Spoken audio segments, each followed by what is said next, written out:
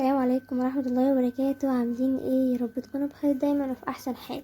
تعالوا كده ندخل في الفيديو بتاعنا على طول. هنعمل حاجة حلوة مش عارفة اسميها ايه بصراحة، بس ممكن نسميها تورتة الجيلي والكريمة مثلا. تعالوا نشوف هنعمل ايه. هنا في كوبايتين من اللبن، تمام، وعليهم السكر، وفي كوباية لبن بره او كوباية مية عادي، تمام، فيها معلقتين كستر ومعلقة نشا. هنا اهو كوبايه اللبن فيها معلقتين كستر ومعلقتين نشا، وده البسكوت بقى اللي انت هتستخدميه، تمام. تجيبي الكميه بقى اللي انت عايزاها. هنا كده كان اللبن بدأ يغلي، نزلنا عليه بال الكوبايه اللي فيها الكستر والنشا وكده. وهتفضلي ايدك في التقليب علشان ما يعملش كتل منك، تمام كده. هتبداي تقلبي في ايدك، شغاله فيه، ومش تقولي دقيقه هعمل حاجه، لا، ايديكي فيه علشان ايه؟ لو سهيتي كده في اي حاجه على جنب هترجعي تلاقيه عمل كتل على طول، واحنا مش عايزين كده، تمام. هنا كده اهو كان بدأ يتقل، يعني اخد من ما كملش دقيقتين 3 وبدأ وبدأ ان هو يتقل ويعمل كده. بعد بقى ما يتقل خالص، لسه كده قوامه خفيف، تمام. بعد ما يتقل خالص للقوام اللي بتاعتي، قوام الكريمه كأنك هتحطيه في كاسات عادي، فلازم يبقى تقيل، ما يبقاش خفيف.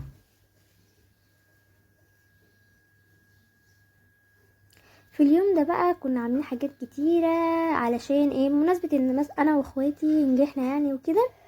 قلنا هنحتفل مع نفسنا كده بحاجات احنا هنعملها في البيت، تمام. ده هنا كده البسكوت، هتطحنيه بقى مع معلقه من السمنه، تمام. اهو كده بعد ما بعد ما كنتي كسرتيه بقى باي حاجه، حطيتيه في الكبه، تمام. كسريه بقى باي طريقه تنفع معاكي، المهم كسريه. وبعدين هتنزلي عليه بزبده، بلاش سمنه، علشان هتعمل طعم فيه كده، وده طبعا مش هيستوي، فممكن زبده افضل، او سمنه بلدي برضو افضل من السمنه الصناعي، تمام. وهتفضلي تقلبي كده كله في بعضه لحد ما تلاقيه ان هو بدأ هتعرفي انك تثبتيه في الصينيه، لان دي اول طبقه هتتحط، تمام. هنا كده وضفت سمنه تاني، لان السمنه اللي انا حطيتها كانت زبده مش سمنه، تمام. فضفت تاني علشان نعرف ان انا اشكلها. وهنا كده بقى في صينيه ما كانش عندي استرتش، فقلنا هنحط كيس تلاجة عادي، هتفتحيه وهتحطيه هتحطيه فيها، وهتبداي انك تفردي كده وتثبتيها بالشكل ده، تمام. ما تنسوش بقى تتفرجوا على الفيديو وتصلوا على النبي في التعليقات عليه افضل الصلاه والسلام، وترجعوا تكملوا الفيديو الاخر وتقولوا لي وتقولوا رايكم. لو وصلتوا لحد هنا من الفيديو ما تنسوش تحطوا اللايك للفيديو، بيعرفني ان الفيديو عجبكم. وقولوا لي بقى تحت في التعليقات مبروك على نجاحي، اللي انا كنت عايزه افتح حفله اصلا بس مكسله، مش عارفه ليه يعني، بس هبقى افتحها باذن الله، بس السنه الجايه. المهم خلينا في موضوعنا. هنكمل هنا بقى كده، تثبتيها كويس علشان ما تطلعش اول ما تنزلي عليها بالكريم. دي كده الكريمه تنزلي بيها وهتفرديها واحده واحده بالشكل ده.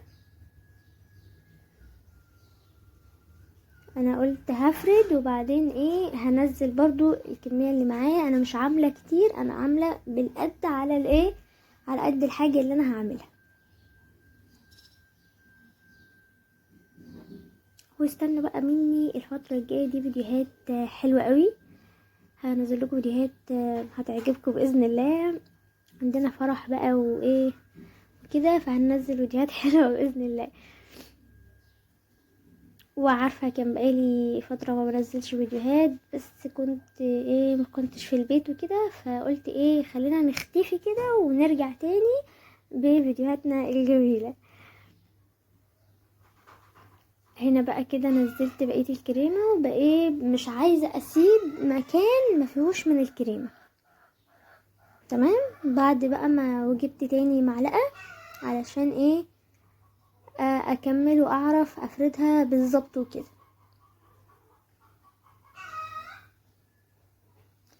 هنا كده برضو مش عايزة اسيب مكان ما فيهوش ايه من الكريمة وكده. وبعد بقى ما خلصت كل ده عملنا ايه؟ دخلناها التلاجة.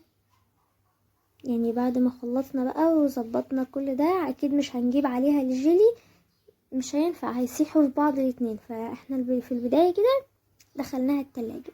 وبعد ما جمدت ايه اهي شفتوا جت لنا على طول، دخلت وطلعت في ثواني. هتنزلي بقى عليها بالجيلي. تمام، ده الجيلي هو كان جيلي فراولة، فاحنا قلنا ايه نحط فيه فراولة كمان يعني. وبعدين كسلت وقلت ايه هنزلها مرة واحدة كده على طول وخلاص. وبعدين بقى وزعت الفراولة وكده عليها. هنا برضو بكمل الجيلي اللي معايا وكده ايه. وبصراحة كل حاجة كنت عملتها كانت على قدها بالظبط. وكنا عاملين تاني بسبوسة، كنا عاملين دوناتس. وده طبعا البسبوسة والدوناتس انا نزلتهم قبل كده، فقلت ايه مش مستاهلة ان انا اعملهم تاني، بس هتشوفوهم في اخر الفيديو. بعد كده بقى هي كده كانت خلاص خلصتها، هندخلها بقى الفريزر او التلاجة علشان تجمد. قولوا لي رايكم فيها تحت كده من قبل ما نكمل الفيديو بتاعنا. هنا بقى كده بعد ما كنا خلاص خلصناها تمام. اهي كانت بعد ما جمدت وكده وبقت تمام. ودي البسبوسه وده الدوناتس، كل حاجه هنا عملناها تمام.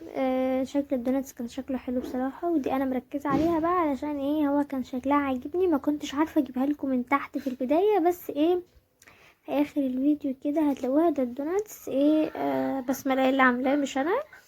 تمام، شكله حلو تسلم ايدك. ودي برضو البسبوسه عملناهم كتير مع بعض فقلت ملوش لازمه ان احنا ننزلهم تاني يعني وكده. وبس كده، وده كان الفيديو بتاعنا النهارده. يا رب يكون الفيديو عجبكم. وده شكلها اهو بالطبقات بتاعتها من تحت. واشوفكم فيديو جديد، والسلام عليكم ورحمه الله وبركاته.